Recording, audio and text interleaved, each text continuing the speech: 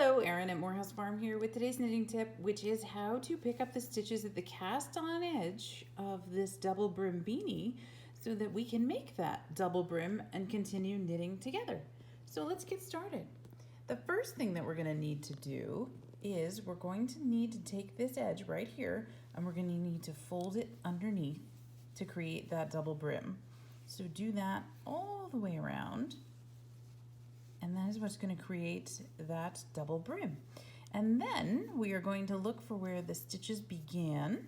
Right, so I've got my marker here, which is my tail from my cast on. And I'm going to line that up with my stitches on the needle, because my next one here is going to be the pairing of the beginning of the round. So here's the first stitch in the new round, and I need to match it up with this stitch, the first one, in my cast on row.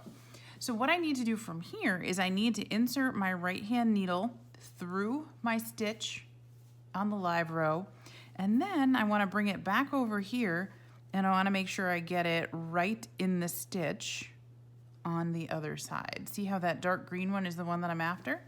And then I'm going to knit it. And you can do this either throwing, as I am right now, or picking. And the reason I'm using this variegated colorway, it's one of the Morehouse hand paints in our 3-strand, is I think it's a lot easier to see as the stitches are in different colors. So I'm going through this mustard colored one, and then I want to make sure on the back side here, I'm looking for the next stitch. I'm through the dark green one right here. I want to make sure I go through the dark green one on this side. And I'm just going to knit it. But notice how I'm pulling out the blue?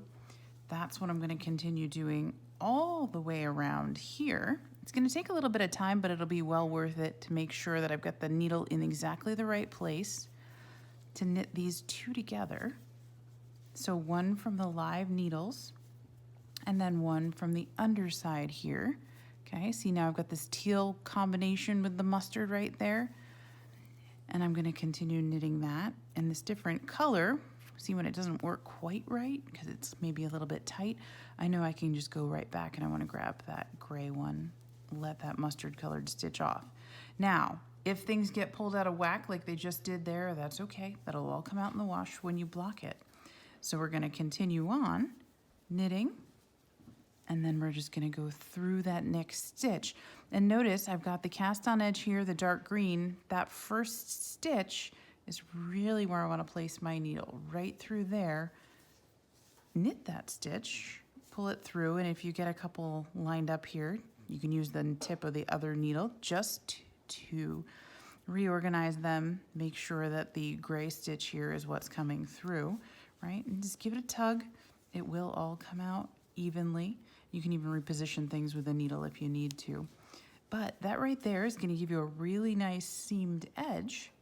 And you're going to continue all the way around before you continue knitting the rest of that. Happy knitting from Morehouse Farm.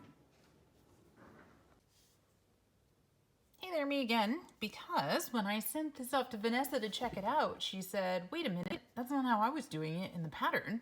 So let me show you the other way. And that's what I love about knitting. There's so many different ways to do things. So in the pattern, Vanessa talks about using the left-hand needle to poke through that stitch right there. See how we're grabbing this gold one right here? Then they're both together on your needle, so all you have to do is knit. I found this one a bit tighter, so if you do two, don't worry about it. That's correct.